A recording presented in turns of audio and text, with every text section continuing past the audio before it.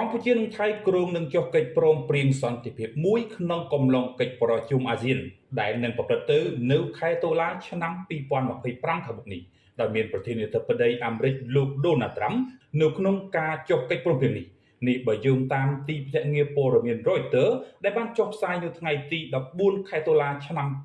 2025នេះដែលបានដកស្រង់សម្ដីរបស់រដ្ឋមន្ត្រីការបរទេសម៉ាឡេស៊ីលោក Mohamad Hasan តាម Reuters ម៉ាឡេស៊ីនិងសហរដ្ឋអាមេរិកនឹងជួយសម្របសម្រួលចំពោះការអនុវត្តបទឈប់បាញ់រវាងថៃនិងកម្ពុជា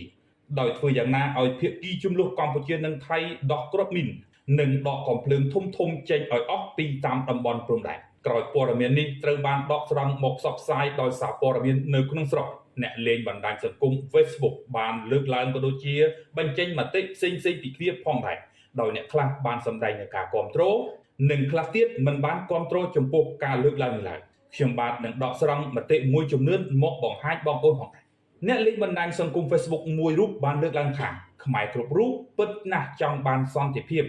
តែសូមឲ្យរើបន្លាលួសចេញពីដីខ្មែរនិងចេញពីដីខ្មែរឲ្យអស់ទើបមានសន្តិភាពមែនទេរឿងវាស់វែងព្រំដែនឲ្យបានត្រឹមត្រូវដោះមីនវាមិនយឺតពេលទេកុំដើរចូលដីខ្មែរទៅវាមិនទោះមីនទេអ្នកលេងបណ្ដាញសង្គមមួយរូបទៀតបានលើកឡើងថាតាមយើងខ្ញុំយល់បើមិនដោះស្រាយរឿងព្រំដែនដីឲ្យបានច្បាស់លាស់ទេមានអន្តរជាតិចូលរួមជាពិសេសអង្គការសហប្រជាជាតិទើបកម្ពុជាមានសន្តិភាពពិតប្រាកដដោយឡែកអ្នកលេងបណ្ដាញសង្គមម្នាក់ទៀតក៏បានលើកឡើងផងដែរថាសម្រាប់ខ្ញុំផ្ទាល់ខ្ញុំមិនយល់ស្របចំពោះការចរចាមួយនេះទេដោយដាក់លក្ខខណ្ឌតែមកលើភាគីកម្ពុជាដែលជាអ្នករងគ្រោះប៉ុណ្ណោះហើយពុំមានវត្តមានរបស់ប្រធានាធិបតីចិនដែលជាមហាអំណាចប្រចាំតំបន់ចូលរួមផងនោះឡើយក៏មកឆ្គងជាច្រើនរបស់ភាគីថៃបំពីបំពេញមកលើកម្ពុជាត្រូវបានបំភ្លេចចោលដោយមិនមានលក្ខខណ្ឌបង្ការឡើយឬបំពីបំពេញបទឈប់បាញ់សាជាថ្មីវាគឺជាការលំអៀងដោយច្បាស់ក្រឡែតទេឬថៃអង្គងារធំចិត្តចូលឈ្លានពានតាមចិត្តតើវាជាអង្គើយុត្តិធម៌សម្រាប់ខ្មែរទទួលយកនាសតវត្សទី21នេះឬទន្ទឹមនឹងនោះដែរអ្នកលេងបណ្ដាញសង្គមម្នាក់ទៀតក៏បានលើកឡើងផងដែរថាមានវត្តមានលោកប្រធានាធិបតីអាមេរិក Donald Trump ជាមហាអំណាចនៅទ្វីបផ្សេងហើយមិនមានវត្តមាននៃលោកប្រធានាធិបតីចិនដែលជាមហាអំណាចក្នុងទ្វីបអាស៊ីជាកន្លែងនៃចំនួនដែលកំពុងតែកើតមានអ្នកលេងបណ្ដាញសង្គមម្នាក់ទៀតក៏បានបញ្ចេញយោបល់ខ្លួនថាខ្ញុំមានជំនឿទុកចិត្តយ៉ាងមុតមមថាកិច្ចព្រមព្រៀងសន្តិភាពរវាងកម្ពុជាថៃនឹងមានចុះកិច្ចព្រមព្រៀងសន្តិភាពដោយមានសហរដ្ឋអាមេរិកជាអ្នកសម្របសម្រួល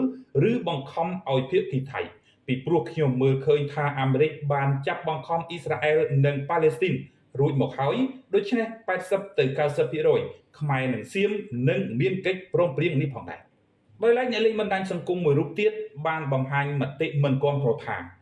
បើនេះជារឿងពិតមែនចំពោះខ្ញុំគិតថាវាគ្មានប្រយោជន៍ឡើយរឿងចំនួនព្រំដែនបែរទៅជារឿងសម្របសម្រួលបទឈប់បាញ់ដកអាវុធធុនធ្ងន់និងដោះស្រាយដោះមីនតាមព្រំដែនទៅវិញវាមិនងាយចប់ទេ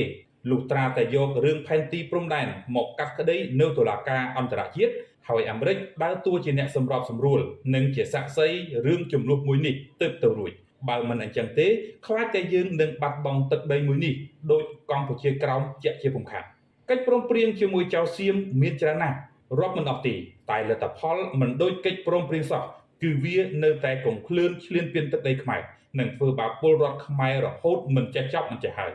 តើកិច្ចព្រមព្រៀងនេះចាត់ទុកថាជាការបានការឬក៏បើនាយករដ្ឋមន្ត្រីនិយាយអញ្ចឹងទីហ៊ាននិយាយអញ្ចឹងតើទុកចិត្តអ្នកណាមួយបាទប្រិយមិត្តយើងបានដឹងហើយថាកម្ពុជាបានរងភាពអយុត្តិធម៌ជាខ្លាំង